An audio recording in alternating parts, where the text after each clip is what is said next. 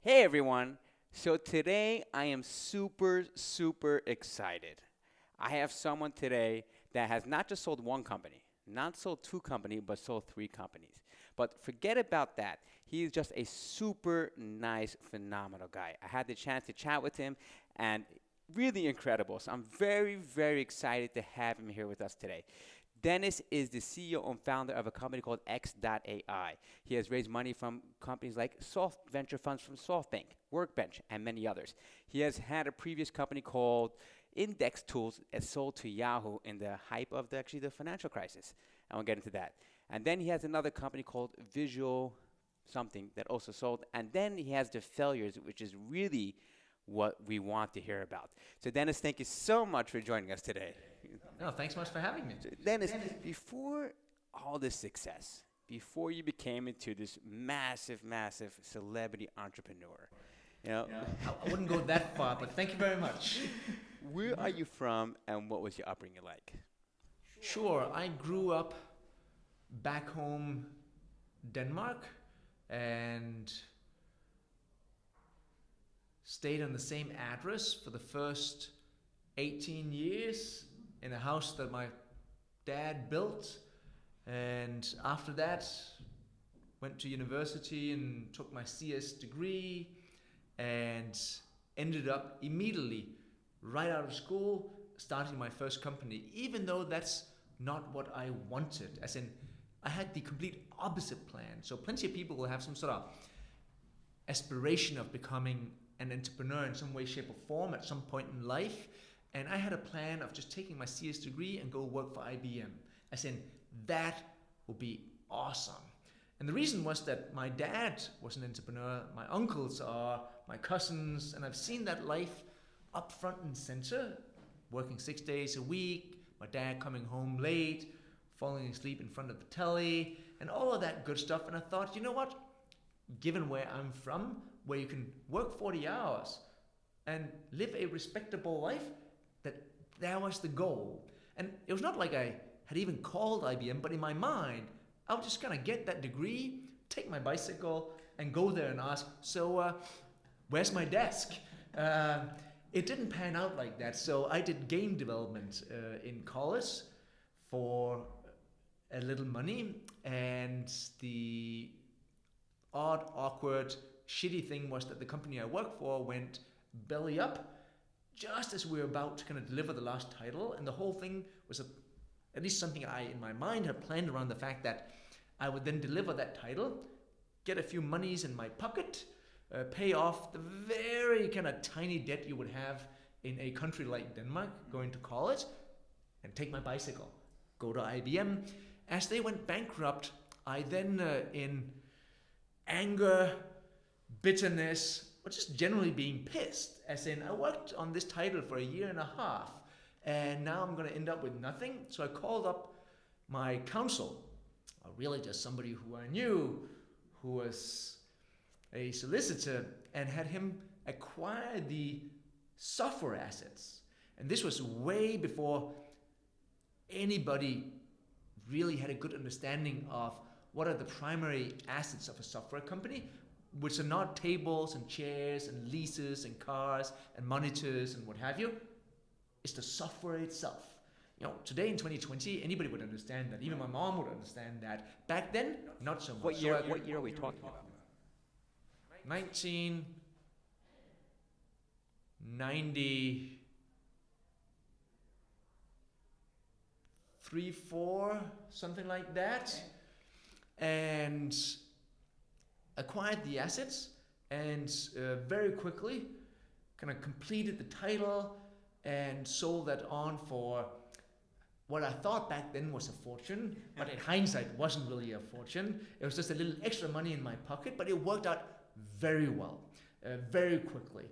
And I don't even count that as part of my entrepreneurial journey. It was just kind of a moment for where a game was being played and there was an opportunity, and somehow I saw it, or somehow I stumbled into it, and I was able to acquire those assets and immediately kind of sell them on.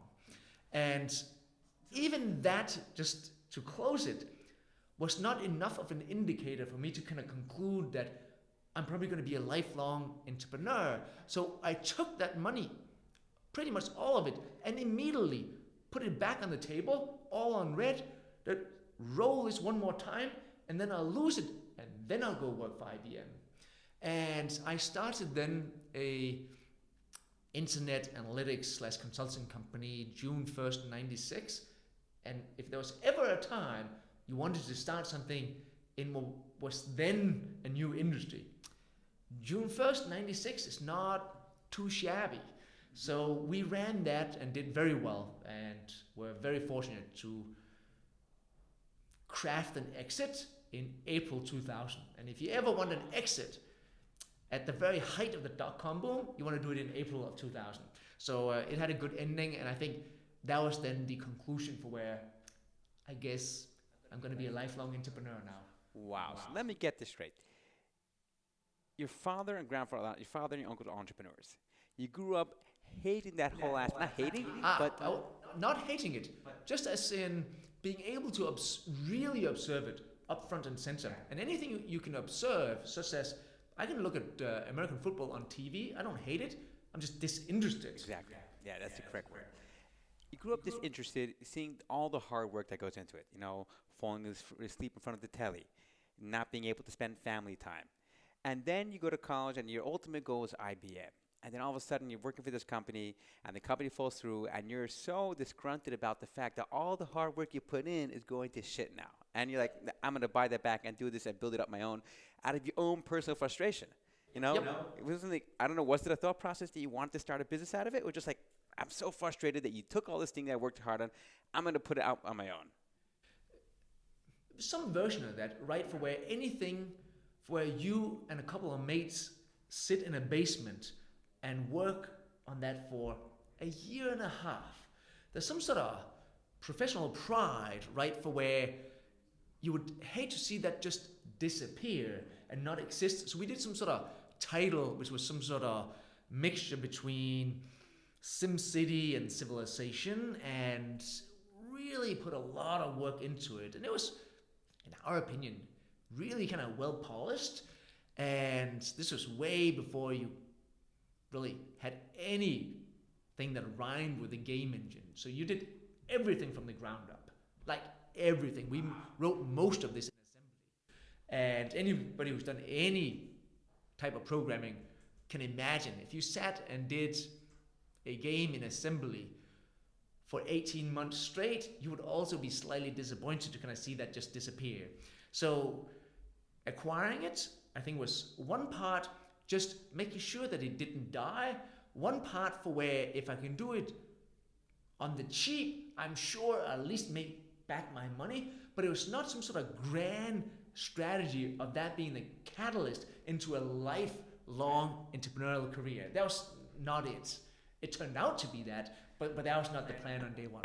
And I love that after you made that money, you're like, okay, let me try this again. I had fun. Let me go do it again. And you did that, and then you obviously sold. I hope you sold it for cash in 2000, not stocks.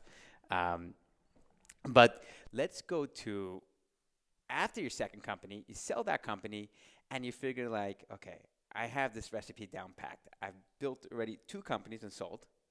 Let me go ahead and start a 3rd company. What happened to that one? Here's the funny thing about entrepreneurs. Any idea that you come up with and really lean into, even on failure, you still believe that somehow, perhaps even on revisit, I could make it work. So to this day, even though it failed, and it was bloody expensive because I financed it, I think I could have given a little bit more time and a slightly different angle, nailed it. We didn't, and that's just how you think. So we put in place some version of Grubhub Seamless before Grubhub Seamless. So the idea was obviously not crazy, because that's truly a billion-dollar industry today with a few winners. And we had a slightly different take. That slightly different take, that's what we died on. But we were so close in having nailed the right idea at the right time with the right team and a little bit of money behind us. Had it not been for this one kind of twist that obviously we killed ourselves on, and we ran it for about 19 months, down to the last dollar, and actually into the negative, and then just surrendered. What was that one twist? So today, and as you can hear, or anybody who listens to this will lean back and say, I think he's not given up on that yet. It's not, it's not too late. You could go back and start it again. I think there's a saying on many things that you shouldn't go back to, and this is probably one of them. And the one twist we had, which any one of you would have ordered Thai from Seamless or Grubhub, if not this week, then last week. If that wasn't any good, you actually don't really blame Seamless or Grubhub. You blame that Thai place. Right. That was not good. We need to find another place. You really just see Seamless as a marketplace for where I somehow was not able to find a good vendor. Obviously, if all the vendors are bad, then the marketplace is poor and you won't use it anymore. So it's just on them to make sure that there's some sort of mixture of really high quality and perhaps not so many that's of poor quality. Now, that's something that's so obvious when I say it out loud. What we did though was one for where we spotted that people disliked the fact that the marketplace didn't take any responsibility. So we crafted our own menu, rebranded it, and did our own packaging. So you would order something and it would be in our name, come in our packaging. We would take the payment and we would then kind of pay back some portion of that to the set of restaurants that we teamed up with. That gave us a couple of things. Strong loyalty with customers for where they rang into a super professional call center and or ordered it directly on the internet. We had all of their information on file, as in, hey Dennis, I see that you ordered this and that last week, and we did all of the magic that you can do if you're software driven. Right. And when we delivered, people were happy, ecstatic. Now, when we failed, who do you blame? Us. Yes. And it was not as easy to see when we built it that doing right by a customer 19 times wasn't really a lasting memory.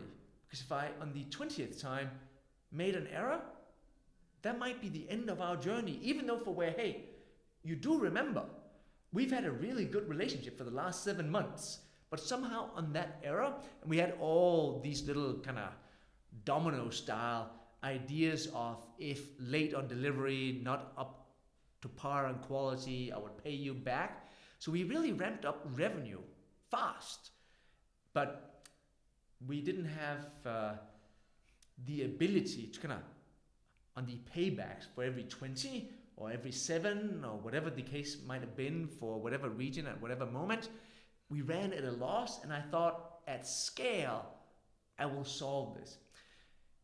I didn't solve it. Why? Because there was very little incentive on the restaurant to deliver high quality. They were not on the hook. As in, it was probably lower quality than what they delivered to their own customers. And we just rode it out for where at some point we should have seen the future, which is one for where, you know what? We're a marketplace. If you make something bad, you take the blame. We didn't. Wow. And we died. And that was a super fucking expensive MBA. The best MBA you probably ever received. Oh, yes. You know, it's funny. People only remember the last experience that they had. So you could have, like you said, you could have done 19 phenomenal deliveries. Amazing. The best food possible. Came with great packaging. Came at time. But that last 20th one, when the driver of the damn car decided to take his time, you know, and tripped on the steps on the way to the thing, and his food was falling a little over, and he delivered it, that's what they remember. Yep. That's what they remember. That's Yep. You guys are really before your time to a certain degree. I would. So most startups really die because of a few reasons, such as the two founders couldn't figure it out. You think I'm a muppet. I think you were completely kind of disconnected to reality, and somehow the whole thing implodes. So relationships. So there's some very last portion of startups where it could have worked had you and me just been able to communicate, and or you and me not pulling in different directions, pulling in the same direction. Then there's another, perhaps even larger portion of startups that collapse because the timing was off. The idea wasn't bad, the team was pretty solid, the capital behind it was robust, but it wasn't the right time. I would like to believe, and again, probably completely naive here, that we actually had the timing down, we had the team down, we had some capital behind us, but there was this one element of the idea for where had we been willing or more open to tune that, we could have kind of overcome that. We just weren't willing. Right. I would add a third one also, and I'd love to get That's a long list. distribution also, because you can have a phenomenal product, great relationship, but if you're missing out on the distribution proper channels. I think many entrepreneurs will be unable to, on first question, answer. So where will your first 10 or first 100 customers come from? And why is it that you can sustain that level of acquisition?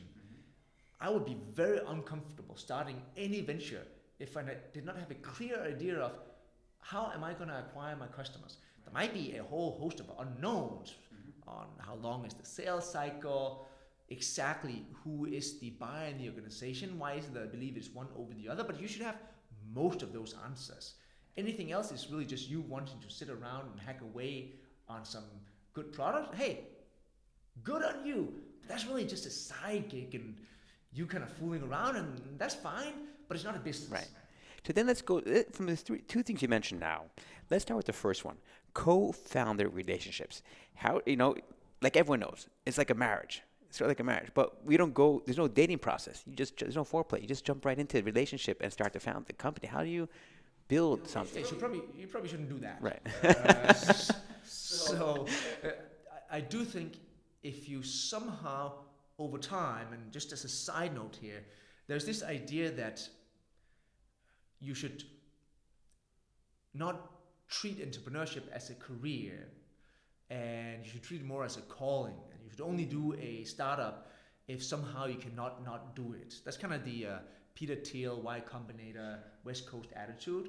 Mine is probably more one of you should treat it as a career, and you should probably treat it as a lifelong career. You should probably run it more like a 50-year fund for where you expect to do 10 ventures, expect most of them to fail, but assume at least 1, 2, or 3, if you're lucky, turn out to be something spectacular, right? And in that regard, you then build up a set of relationships over time where you can carry over teammates from prior ventures into new ones, so you don't start on complete unknowns. Which is why you see plenty of people do new ventures with college buddies, for where it is not a complete unknown, as in we went to school together for 4 or 7 years and we have some relationship. I kind of know your work ethic, or I know your particular style of communication, or all the little things that even though you and me can sit and chat for 2 or 3 hours, I wouldn't really know until I see you under proper, honest stress. Right. How do you act? And you would have seen that in college, and or you would have seen that had we done a venture together.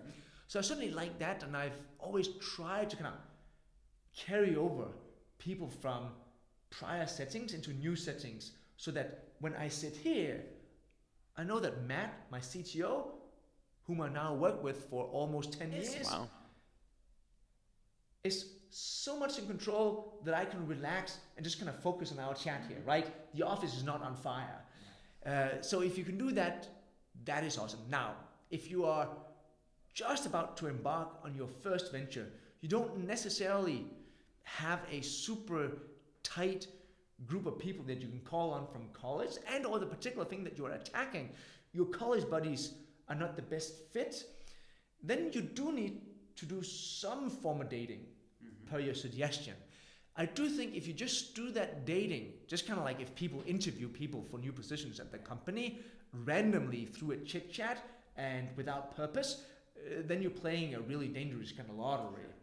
So just like interviewing, and this perhaps being 10x more important, you should try to apply some strategy for who is it that I'm trying to find, and what are the particular characteristics that I would like to be attached to this individual, and what are the things that I should then ask for or action I should take so I can get to conclude whether they have those characteristics, which cannot just be you and me sitting here and chit-chatting. Right.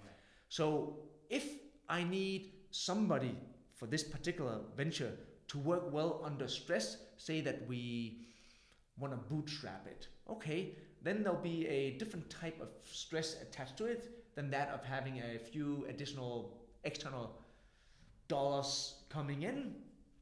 How do you test for stress?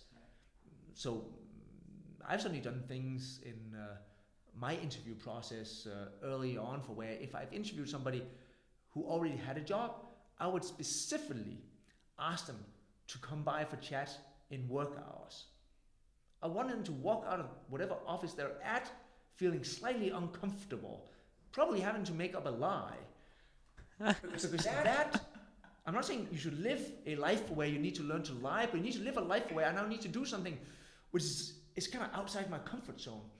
Then I would ask for the meeting to be 1 hour, but I would always make sure it ran very long, so that whatever promises they just made, now I'm sitting in a meeting, boiling a little bit, because I have a meeting at a place where I'm being paid a salary, which is making sure I can pay rent. And this is running long. I think I want to do something with Dennis, but I'm getting anxious. Oh, the more we sit and chat, the more I see how you handle that. Then once you go back to the office, I will call the reception with my full name and ask for you on something. Hey, Tommy, I just had a quick question. I've been thinking about this thing we talked about. So he will now need to kind of explain, who is that? Why did they call? And you can come up, and these are just silly things, and you have a much more robust list yourself. But the point is that you need to at least try to come up with a set of tactics for how can I go test against the attributes which I believe I need in my co-founder. Wow. And the easy ones are on the skill side.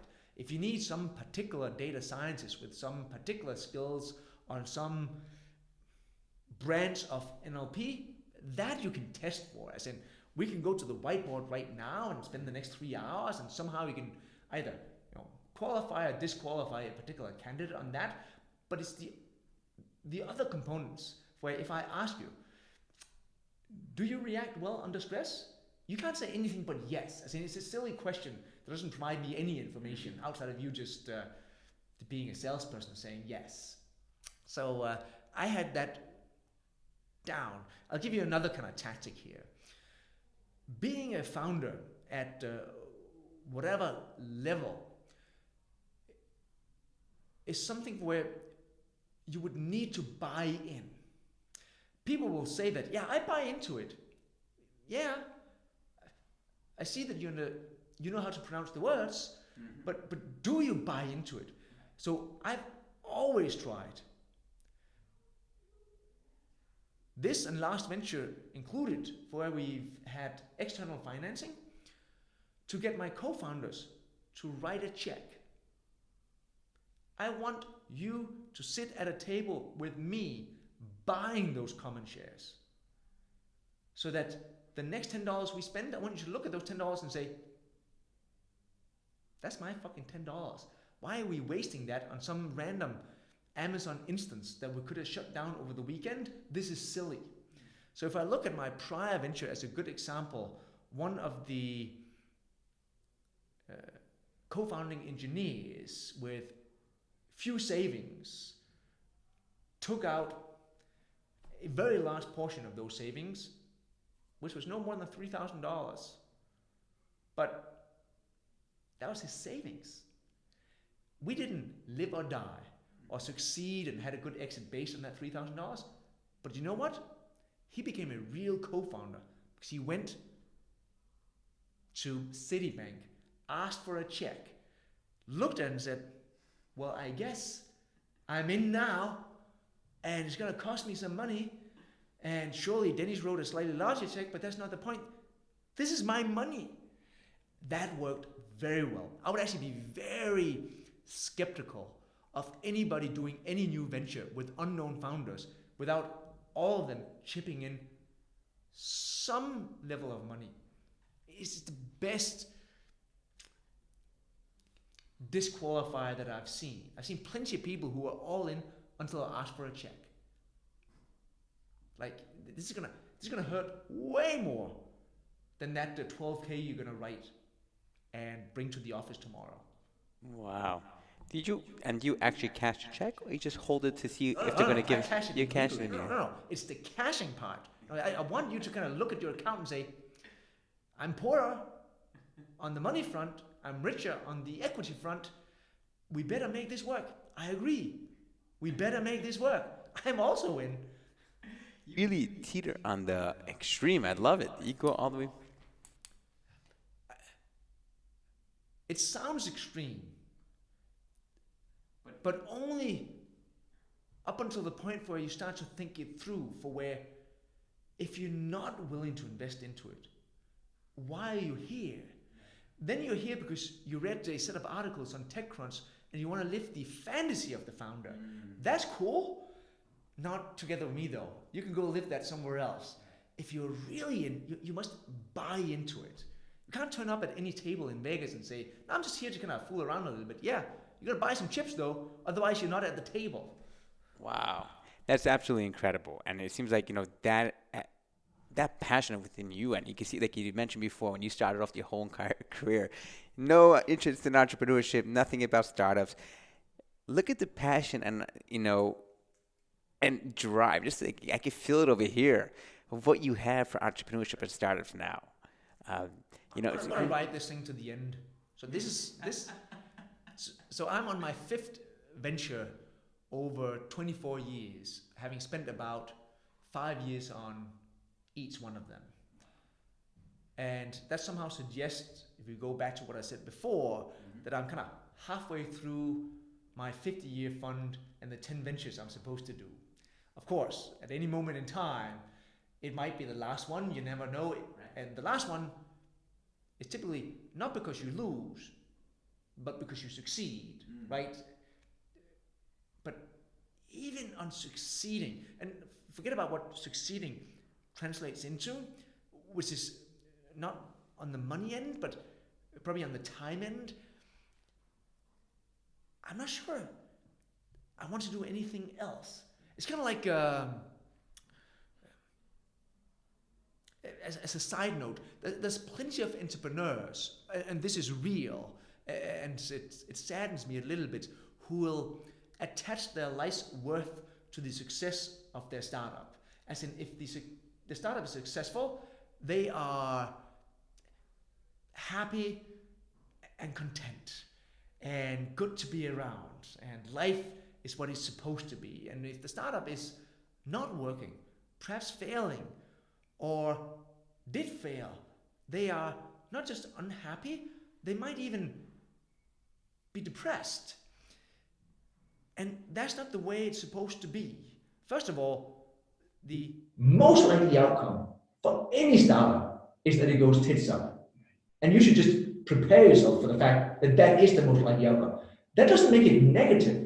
That's just an outcome. And I think the better way to look at this is to see yourself as a kind of professional soccer player, right?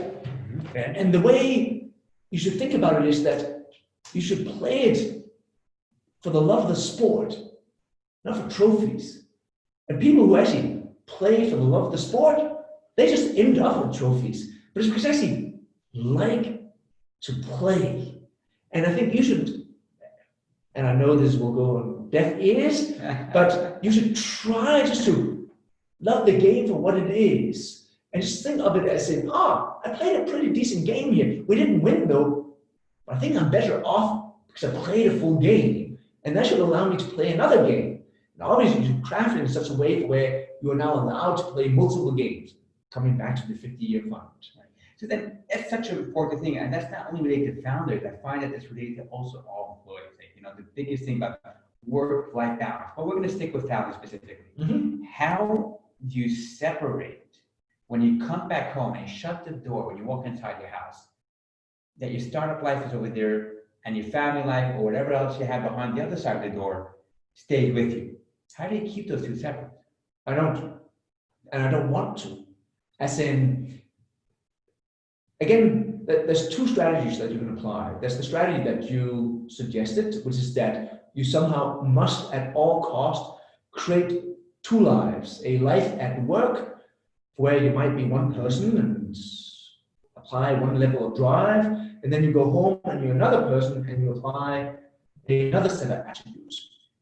I'm not so sure I agree on that. As in, you should somehow be able to craft a life for where, while awake, you are allowed to both speak to your colleagues about how awesome it is that my daughter just started university doing software engineering and I'm not wasting everybody's time with it, or that I need to leave at 2 tomorrow to go to some meeting at my other daughter's high school, and or coming home, show that I was on BBC yesterday, by the way, and then being excited about it. So somehow I would just like to live a life where what I do at work is so interesting and exciting that when I bring it home, they're also eager and excited about it, and vice versa, that I live a life equally kind of in harmony. If I bring it into work, the people don't see me as disengaged, disinterested to talk about my family. So I have had my wife do work, active work, as an employee, both in this venture and last venture. I've brought my daughters on an unfair amount of business trips. I've brought my daughters into pitch meetings with investors, which is actually super funny. There's a whole set of stories we can apply to that. But I bring them in because I want them to be a part of it. And I'm not saying this strategy is without flaws. There's certainly a whole set of flaws attached to it. But the one thing I don't want you to read into this is me suggesting that, so you work 20 hours a day and you're now trying to justify it. No, this is not about working long hours. No, this is just about living a life where both of these two are allowed to overlap. Then, in order to have that, the first step is, obviously it starts from the founder, but the second step is to have a phenomenal culture that's built on this, I guess you want to call it this transparency, this honesty, right? The feeling that, if I go take off their personal family matter during the day, there's not going to be retribution or any type of, conflict or anything else. That's going to happen to me. So how do you build that culture? So if you do nothing or have no particular process that you tried before and works well when you go implement a particular set of values, just do what you think other people should also do. As in, just don't even think about what would this then translate into. If you only do one thing, just try to be who you like other people to be. And if you would like other people to also value their families, well, you then value your family and you speak openly about them, proudly and eagerly. And then it just becomes normal. And without you knowing it, you've now kind of seeded the idea that leaving early to attend a thing with your daughter is absolutely okay. But it's also equally okay to slack somebody at 9 p.m. and it's equally okay for them to not answer. But knowing the kind of elasticity attached to both ends of this, some of them will, but not be offended by the fact that I did slack them. Because that's the culture that we created that is certainly always very much okay to lean in and make sure that your kids are happy and you should attend to all of the things that they're putting in place. But then again, I'm never embarrassed to slack anybody at 10 p.m. I don't expect some sort of response. If I do expect a response, I will text them and say, hey, I actually think there's an issue here that we cannot not fix. We probably need to lean into it tonight. We should really make sure that that never happens. And we'll do the retro at some point later this week to kind of figure out why didn't we monitor for that? Why was that something we needed to solve at 10 p.m.? That's a little bit kind of unfortunate, but we were all kind of willing and able to do so. Right. Wow. I want to come work for you. So you've been through multiple ventures. You've raised, how much money have you raised until today from all your ventures? So we've, of the 4 prior ventures to this one, done 2 that were entirely bootstrapped and 2 that had venture backing. And we've been able to raise a fair amount of capital. I don't think the amount of capital raised is even remotely interesting, but we raised tens of millions of dollars, and that's all good and fine. I think what's interesting is if you've been able to find a real pain in the market and that you have some crystal clear thoughts about how you might be able to remove it. That's something worth talking about. Somebody being able to raise $11, well, good on you, but it's really just a mechanism for where you will be a little poorer on the equity front because those people want their money back, and you're now at a higher risk for kind of making some money yourself. So don't necessarily kind of go applaud that. It's just a process where you might be able to kind of achieve your goals. So then talk to me like this then. Through all these ventures, you must have gone through a ton of hard times, a lot of emotional stumbling blocks. Absolutely. But I come back to my point from before for where surely you'll have a life as an entrepreneur for where real emotions are applied. So if you go work at IBM, which was my dream, I'm sure your emotions are leveled out. There's not as much volatility applied to it. And when you're happy, you're happy. When you're sad, you're just a little disappointed. As an entrepreneur, you're not happy. You are fucking ecstatic. You're not sad. You sit and cry alone in the dark at the WeWork bathroom, right? So it's just a very big delta. I do think, though, jokes aside, that you should try to look at this as no more than a game. And your life's worth is not attached to the success of the company. You try to play the game well. You should be serious about it. Play your best games. Make sure you don't make silly mistakes. You should lean in. But it's still just a game. So if you do a venture and you tell me about what you're about to do, you work on it for 13 months and it didn't work, you're still equally awesome to me, if not more awesome, for at least having stepped onto the field and play the full game. Good on you, respect. But it's not one for where you should go home and sit and be uncomfortable to be around because you don't know how to handle a run at work which didn't kind of pan out as you had hoped for. Right. And that I'm assuming only comes with experience of actually playing the game. I think you're right. You become, the more years you play the game, like any other sport, you'll see people become calmer and calmer. As in, if you've been to the final before, you know that I might get there again, or even if you win or lose, this is not really it. There's still fun going there. It was a good final. I think I should have won. I'm going to take away a few notes from this particular one, but I do agree, Ace gives you some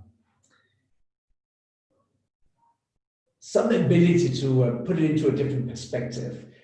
You should try, though, even at 22, to reframe it and not see it as life and death.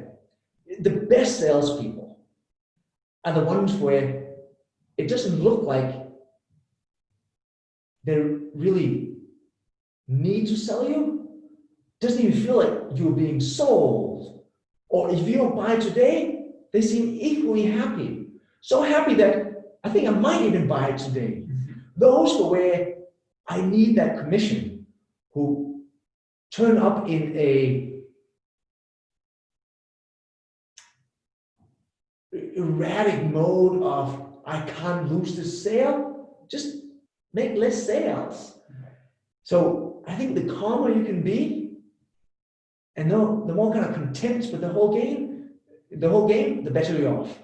Wow. So has the game gotten easier for you as you went from one venture to the next, either attracting employees, capital, and obviously I see your frame of mind that's changed constantly, that you approach it in more of a friendlier, gaming manner for each, obviously the serious way for each one, but has it gotten easier?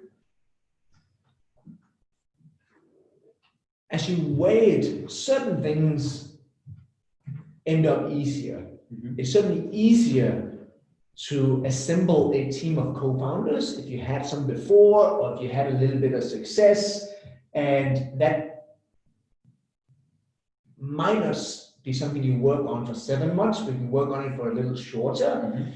It certainly becomes easier if you've had some exit to ring up some investors and say, hey, there's a story here where some other folks made some money on me in the past. Do you want to hear about my new idea? And that will give you some free meetings. So there's certainly something on this side that becomes easier.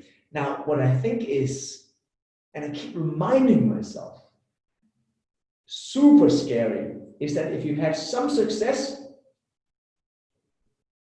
it becomes easy to tell yourself that you can't lose.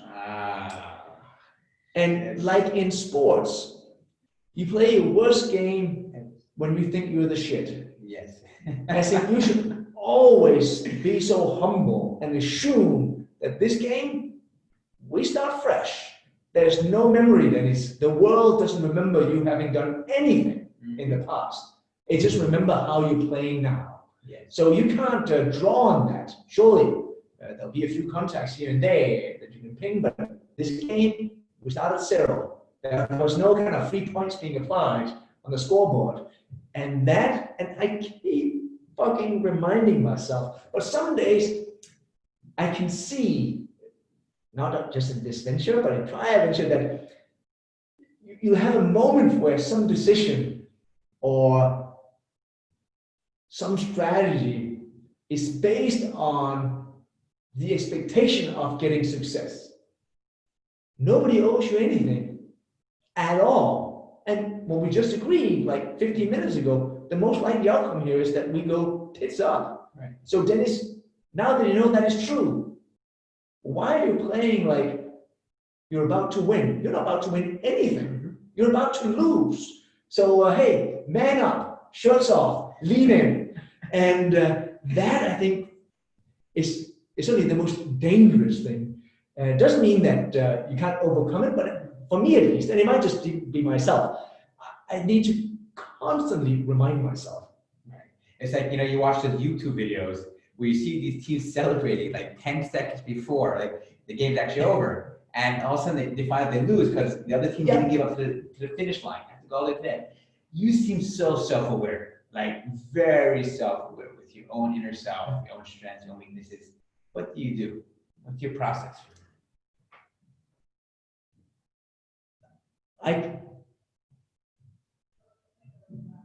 The specific process, or at least a couple of tactics, which might not even carry over to the next guy, but those are the ones that I apply.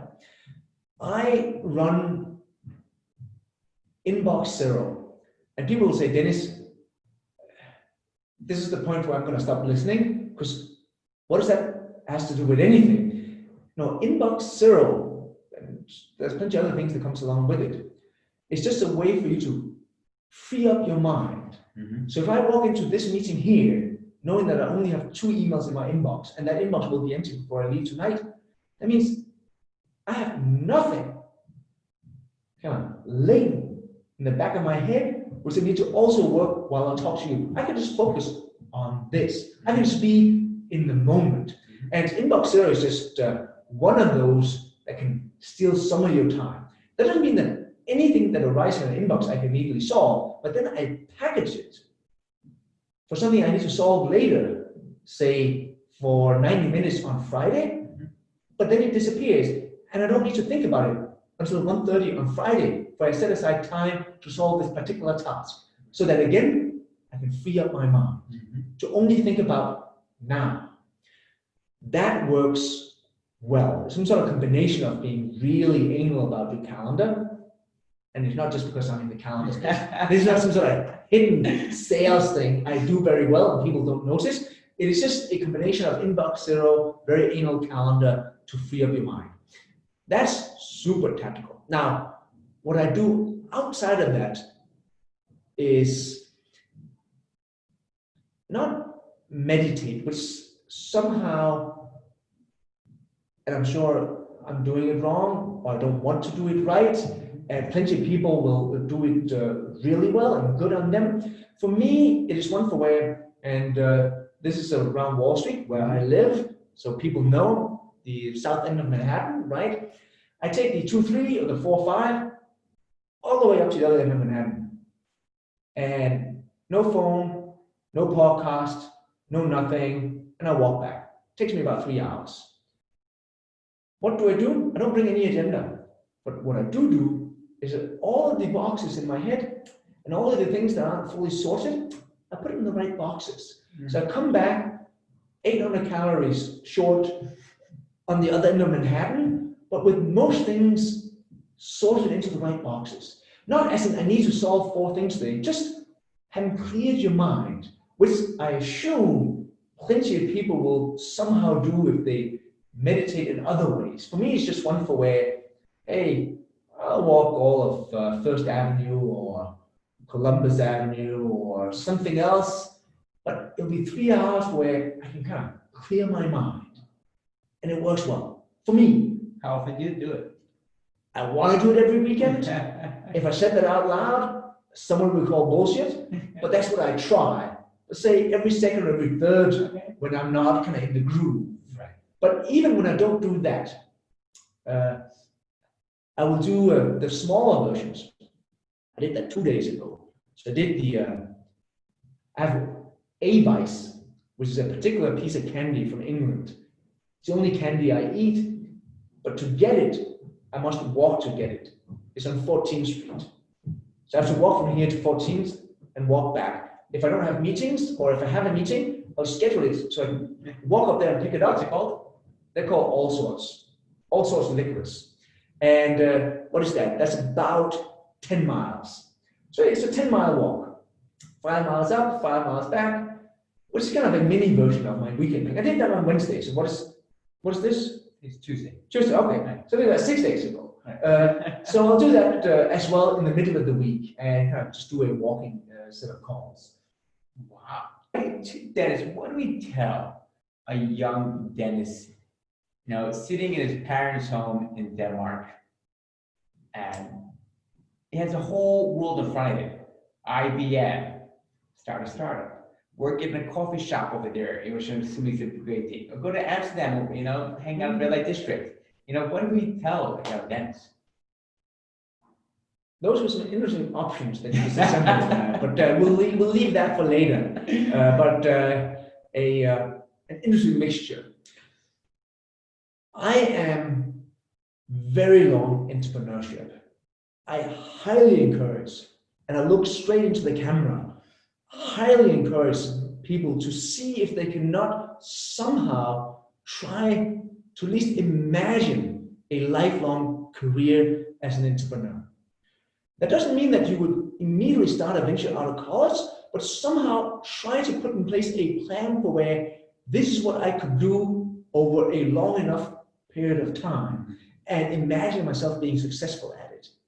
It is super interesting. And you live a life full of real emotions, as in joy that sometimes can be difficult to extract elsewhere.